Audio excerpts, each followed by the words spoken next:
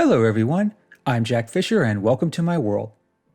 And when you've been reading comics for as long as I have, you have no shortage of memorable stories and powerful moments.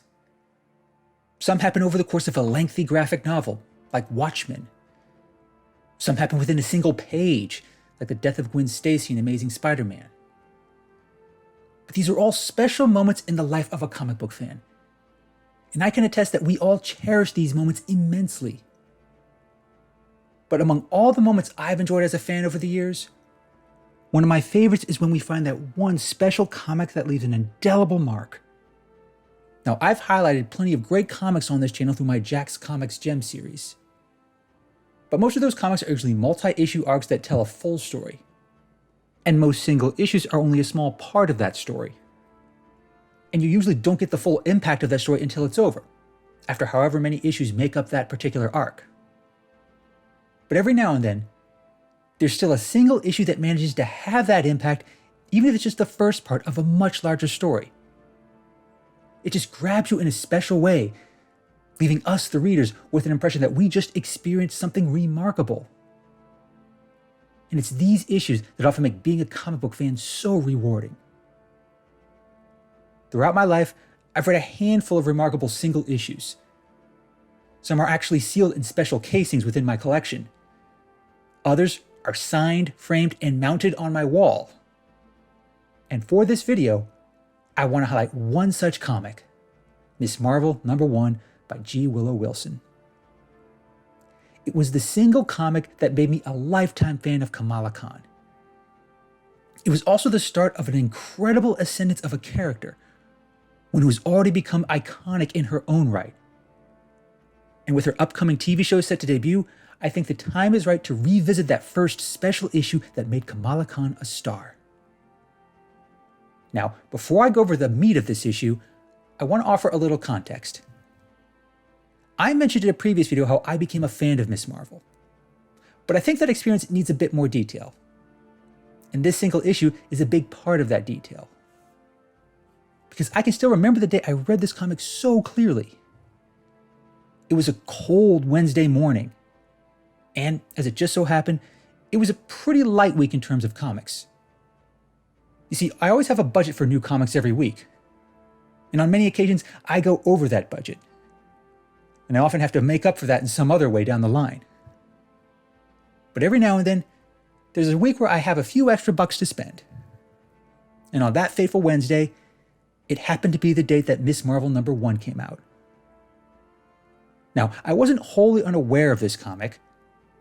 I had been following Carol Danvers' story in Captain Marvel for quite some time now. I knew there was going to be a new Ms. Marvel. I even knew she was going to be a teenage girl with an entirely different backstory. But beyond those details, I can't say I was all that excited.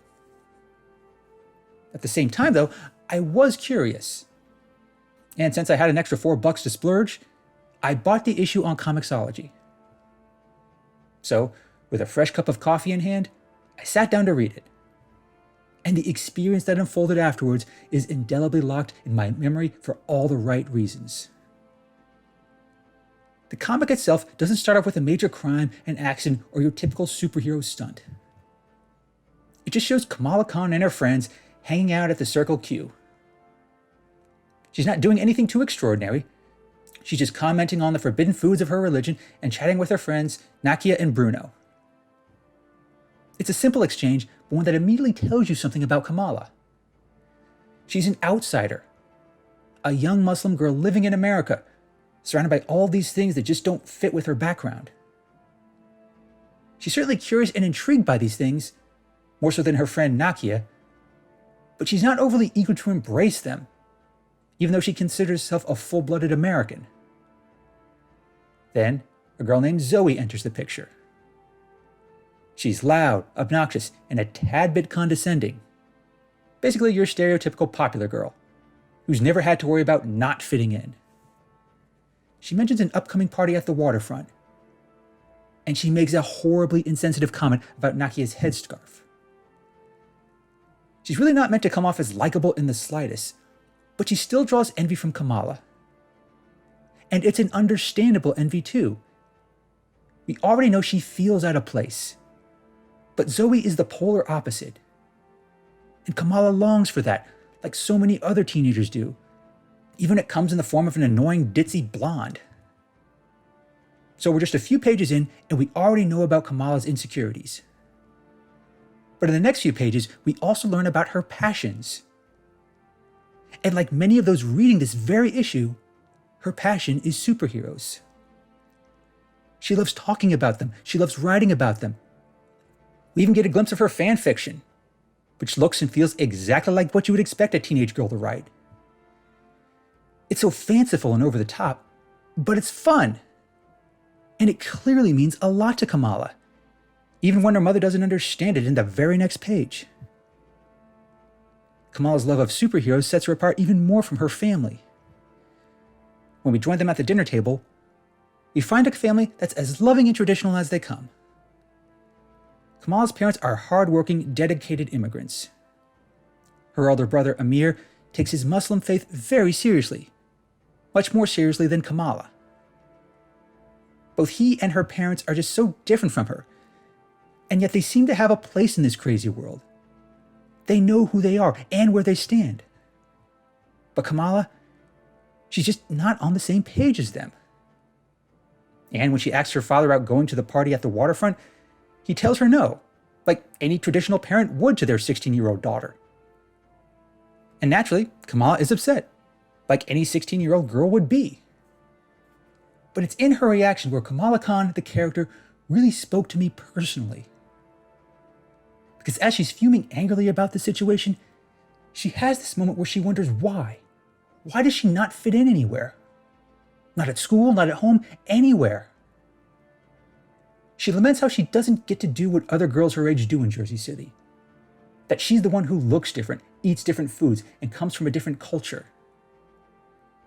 These are all real, honest insecurities and frustrations. Things teenagers of many backgrounds also experience. I know I did.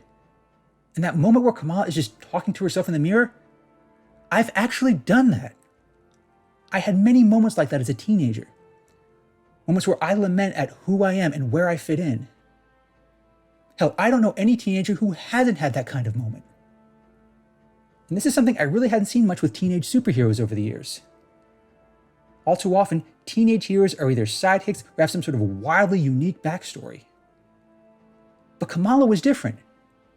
She's not descended from a god, related to another established hero, or has some other unusual family situation. She really is just another typical teenage girl from Jersey City. She feels like a real, honest take on a teenager struggling to fit in. And she doesn't even have superpowers yet. At this point in the comic, I wasn't just intrigued, I felt a connection with this character. She already feels like someone I could have been friends with back in high school.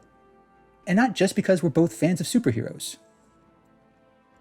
For that reason, when she makes that fateful decision to defy her parents' wishes and go to that party, I understood. I understood it completely. She's so sick of being stuck in this box, feeling so different and isolated from everyone around her.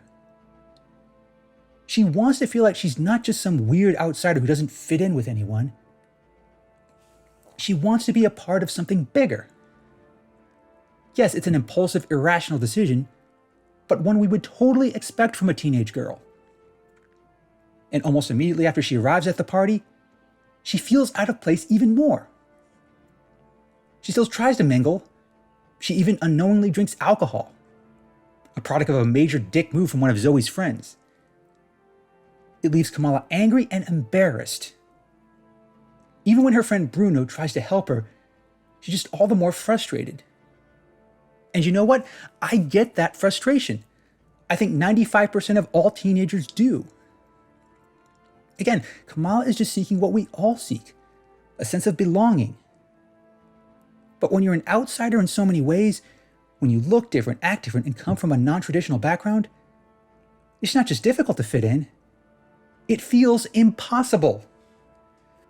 You really can't blame Kamala for being upset. And honestly, I was upset with her. Reading this part took me back to many painful memories of my youth. I could just hear myself saying the same things she says. and with the same frustrated tone, no less. It's both harrowing and relatable. She's going through all this inner turmoil, and again, she doesn't even have superpowers yet. But eventually, that element enters the picture about halfway through the issue. It comes in the form of the Terrigen Mists, something that was affecting multiple comics at the time.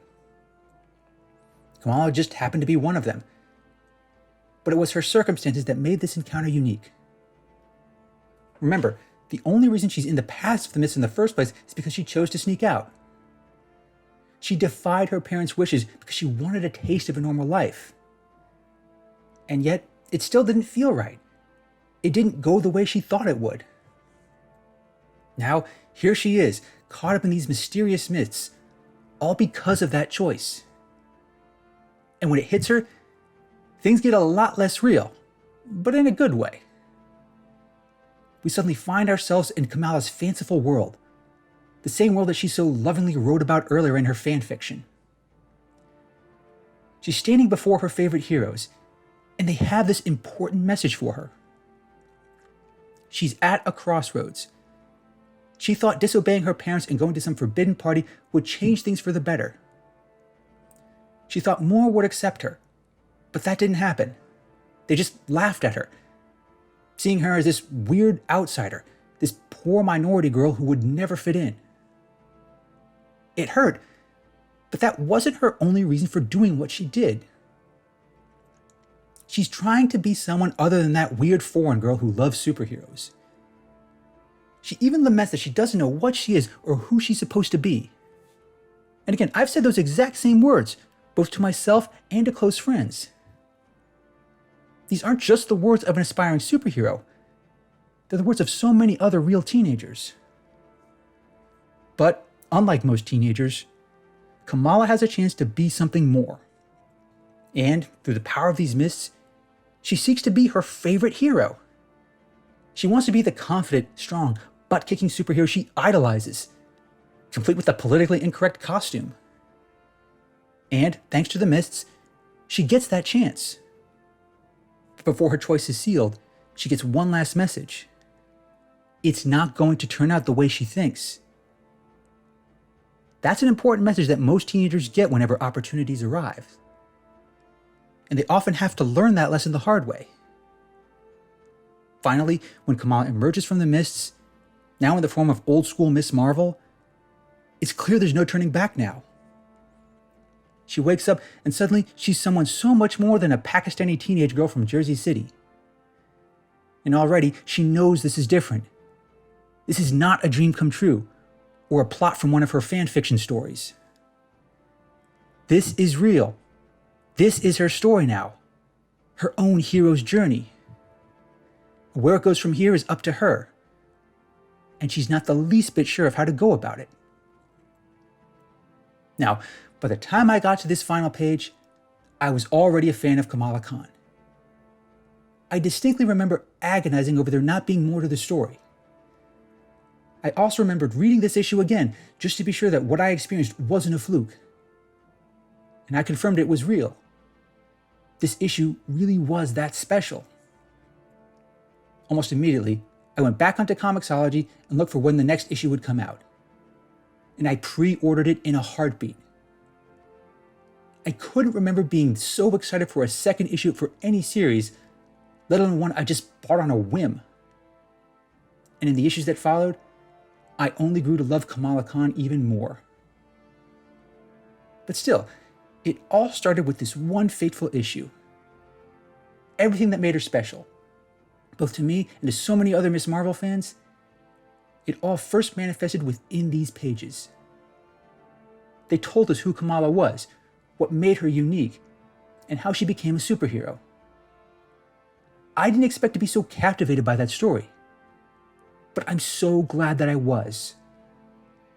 Since this issue came out, I followed pretty much every other Miss Marvel story, and I have no intention to stop anytime soon. Her profile and star power has risen a great deal since that fateful issue, and I expect it to rise even more once her TV show debuts.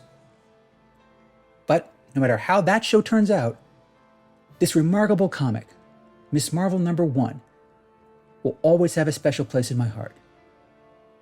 And if you haven't checked it out, now is the best time to do so. I'll leave an Amazon link in the description. Thanks for watching, everyone, and thanks for joining me in my world. Please remember to like, comment, and subscribe, and until next time, take care and stay safe.